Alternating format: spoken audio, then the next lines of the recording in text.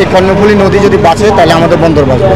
কর্ণফুলী যদি না বাঁচে তাহলে শুধু চট্টগ্রাম না, বাংলাদেশের অর্থনৈতিকটাই পূর্ণ হয়ে যাবে। মানুষের খাবার পানীয়র একমাত্র উৎস হচ্ছে কর্ণফুলী নদীর পানি। কর্ণফুলী নদী রক্ষায় কঠোর আইন প্রয়োগ করা, দখল দূষণের জন্য দায়ী ব্যক্তি বা প্রতিষ্ঠানকে আইনের আওতায় এনে দৃষ্টান্তমূলক শাস্তির ব্যবস্থা করা সহ কর্ণফুলী নদীর নাব্যতা বজায় রাখতে নিয়মিত ক্যাপিটাল রেজিং চালু রাখার দাবি জানিয়ে উৎসব উদ্দীপনায় অনুষ্ঠিত হয়েছে বিশ্ব নদী দিবস। রবিবার 22 সেপ্টেম্বর চট্টগ্রাম প্রেস ক্লাব চত্বরে বিশ্ব নদী দিবস 2024 উপলক্ষে বর্ণাঢ্য র্যালি ও মানববন্ধন অনুষ্ঠিত হয়।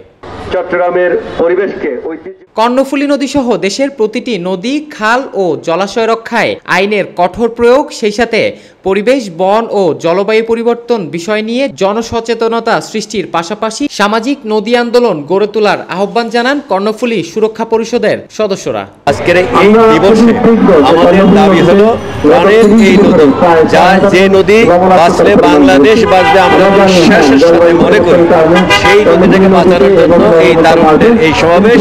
এই নদীর যত প্রকার অত্যাচার আছে, দখল দূষণ এবং তাকে নদীকে নদীর মতো না থাকতে দেওয়াটা, তার ব্যাপারে জনগণকে জাগানো, যারা জাগ্রত হওয়া এবং পরিবর্তিত পরিস্থিতিতে এই নদীটা সুরক্ষিত হোক। 8টি বিভাগের 8টি নদীর ভিতরে এই নদীটার উপরেও আমরা দখল দূষণকে মুক্ত করি। আজকে বিশ্ব নদী দিবস উপলক্ষে আমরা এই মানববন্ধন এবং র্যালির আয়োজন করেছি।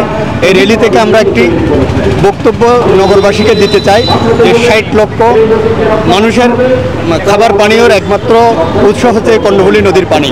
আমরা প্রত্যেকটি নগরবাসী যেন নদীর দূষণের প্রতি একটু সোচ্চার হই। বাংলাদেশের প্রধান সমুদ্র বন্দর হচ্ছে কর্ণফুলী নদীতে, অর্থাৎ এই কর্ণফুলী নদী যদি বাঁচে তাহলে আমাদের বন্দর বাঁচবে।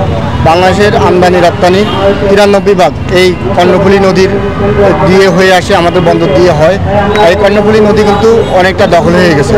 এখানে শুধুমাত্র তাই নয়, যে বন্দর কর্তৃপক্ষ যারা এই কর্ণফুলী নদী দেখভাল করার কথা, তারাও নদীর বিভিন্ন অংশ বিভিন্ন মানুষকেই যারা দিয়ে দিয়েছে। তাহলে এই নদীকে যদি সুরক্ষা আমরা না করি, অর্থনৈতিকভাবেও এই দেশের এই নদীর অনেক গুরুত্ব রয়েছে, আমাদের যত আমদানি এই নদী কেন্দ্রিক, তাহলে এই নদীকে অনতিবিলম্বে সুরক্ষা করতে হবে এবং যত দখলদার আছে সমস্ত দখলদারকে উচ্ছেদ করতে হবে। আমাদের এই কর্ণফুলীটা হচ্ছে একটা অর্থনৈতিক চালিকা শক্তি, এবং এই কর্ণফুলী যদি না বাঁচে তাহলে শুধু চট্টগ্রাম না, বাংলাদেশের অর্থনৈতিকটাই পূর্ণ হয়ে যাবে।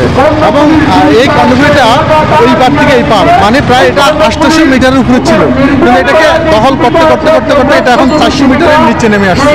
তা আমি মনে করি যে এখন আমাদের প্রয়োজন এই বর্তমান বৈষম্য যে শিকার, এই শিকার থেকে আমাদেরকে কর্ণফুলীটাকে বাঁচাতে হবে।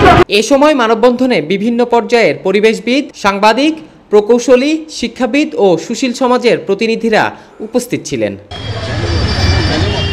Desk report, media express, Chittagong.